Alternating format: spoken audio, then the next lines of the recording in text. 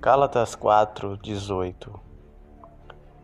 É bom ser sempre zeloso pelo bem, e não apenas quando estou presente convosco, meus filhos, por quem de novo sofro as dores de parto, até ser Cristo formado em vós. Veja que as cartas de Paulo foram essenciais para a sua época, para a reestruturação do cristianismo e importantes no nosso tempo atual. Paulo cria uma ponte entre o seu tempo e o tempo da igreja primitiva e o nosso tempo, o tempo da igreja atual. E as suas cartas naquela época era para alertar com relação à sua comunhão, a como as pessoas viviam, a sua conduta, a conduta dos cristãos. E ele mostra a sua centralidade, a fé em Cristo, com amor, a santidade. E Paulo, ele alertava aos cristãos daquela época e deixou esse ensino através das suas cartas, esse ensino maravilhoso que serve para os dias atuais, para os nossos dias. Dessa maneira eles iam chegando ao seu destino, para ter aquele efeito dentro de cada cidade onde estava instalada uma igreja. Paulo anunciava uma mensagem cristocêntrica. O que é uma mensagem cristocêntrica? É uma mensagem voltada para Cristo. Cristo tem que ser o centro da mensagem. A mensagem de Deus é que venhamos colocar o Senhor Jesus como o centro das nossas vidas, das nossas ações, dos nossos principais desejos e anseios. Tem que ser Cristo. Cristo tem que ser o centro das nossas vidas. E esse ensino que Paulo pregou e ensinou e exortou os cristãos daquela época, ele deixou em suas cartas para nós, para os dias de hoje, para a igreja atual. E nós somos a igreja de Cristo.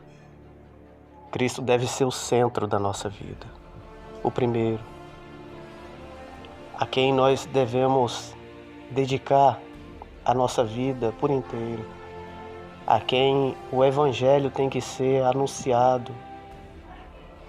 O Evangelho tem que ser anunciado da forma que Cristo seja o centro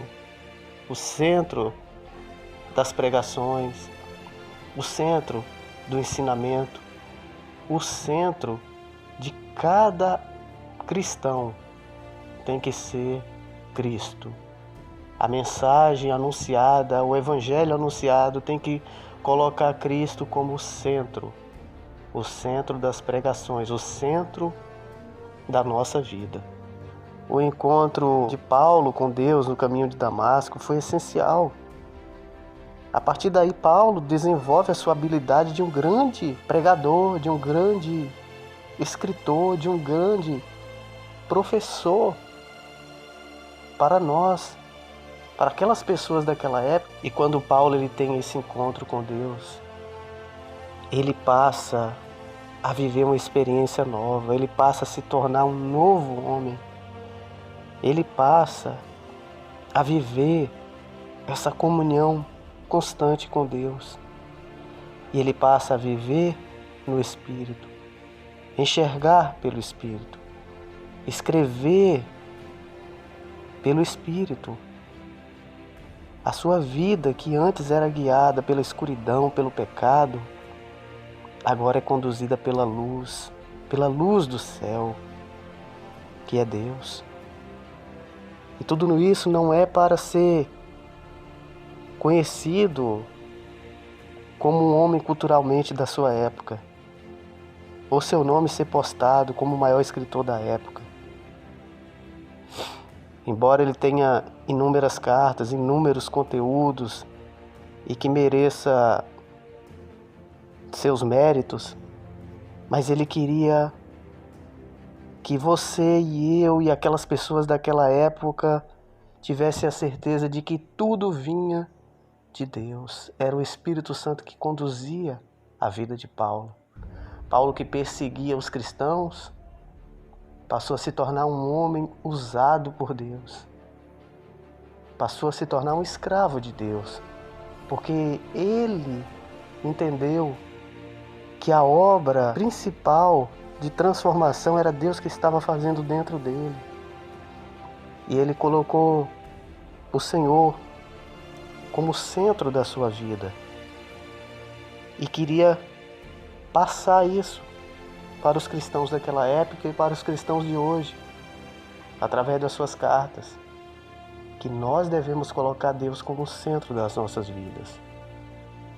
E tudo isso, todos esses ensinamentos que Deus direcionava a Paulo era para um único objetivo: crescer o cristianismo, fazer com que o evangelho crescesse, progredisse, fosse alcançado entre várias pessoas, várias línguas e várias nações.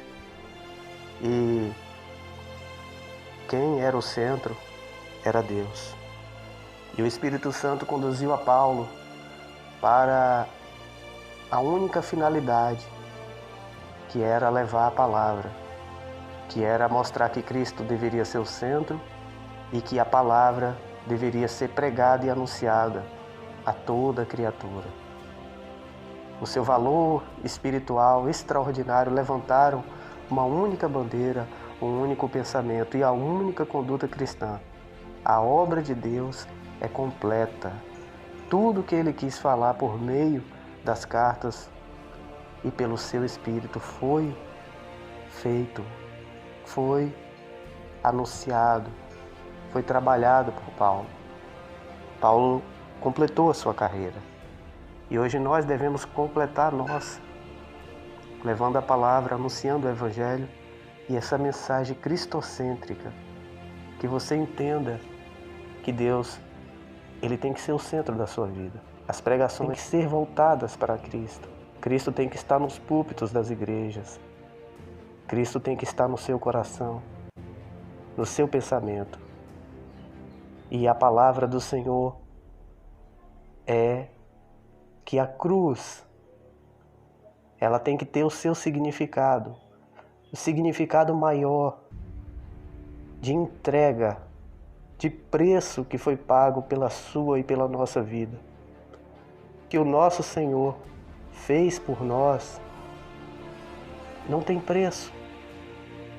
E esse é o verdadeiro evangelho que tem que ser pregado, que tem que ser anunciado. A palavra, a morte que nos deu a vida, aquela cruz pesada, o preço que o Senhor pagou por mim e por você. Essa era a verdadeira mensagem que Paulo pregava e anunciava, para que venhamos ter uma conduta, um comportamento, uma vida pautada na palavra de Deus, no Evangelho, no cristianismo, onde Cristo venha a ser o primeiro, o principal das nossas vidas. Minha amiga, meu amigo, Cristo, Ele precisa voltar a ser o centro da nossa vida e da igreja. E isto é uma tarefa nossa. Em nome da liberdade cristã, muitos têm se comportado de maneira desigual, trazendo para si mesmos a glória que não lhes pertence. Pois Deus não divide a sua glória com ninguém. Em Isaías 42, versículo 8, diz o seguinte: Eu sou o Senhor. Esse é o meu nome.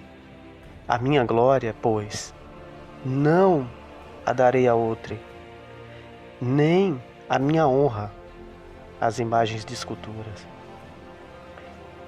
Então veja o real valor do verdadeiro cristianismo. É que toda a glória, toda a honra seja dada ao nosso Senhor, aquele que morreu e ao terceiro dia ressuscitou, aquele que deu a vida por mim e por você, aquele que está sentado à destra do Pai, aquele que intercede por mim e por você, aquele que tem olhado por nós e cuidado e zelado pela sua igreja, pelos seus eleitos. Então, que Cristo seja o primeiro na sua vida, o seu Rei, o seu Salvador. Vamos falar com o Senhor, vamos interceder e pedir que o Senhor volte a ser o centro, volte a ser o primeiro na vida dos cristãos, na vida do seu povo, na sua igreja. Que a mensagem cristocêntrica volte aos púlpitos e que o Senhor, Ele possa olhar e ver que aqui há uma nação cujo Deus é o Senhor.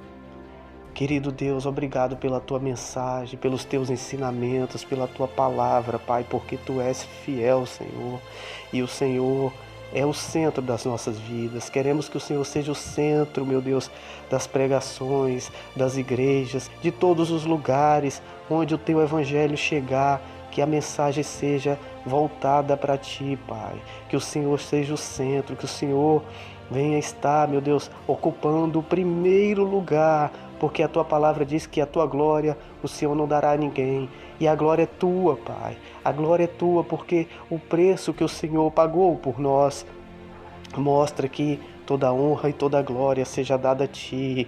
Aleluias. Te agradecemos por tudo, Pai. Por tudo que o Senhor tem feito em nossas vidas, pelo teu cuidado, pelo teu zelar por nós, Pai. Cuida da tua igreja, Senhor, que a tua igreja venha estar sem mancha, sem mácula, e que o teu povo, meu Deus, venha te adorar na beleza da tua santidade, Pai, porque tu és o único digno de toda adoração e de todo louvor. E a nossa vida nós entregamos a ti, Pai, em o nome do Senhor Jesus. Amém e graças a Deus.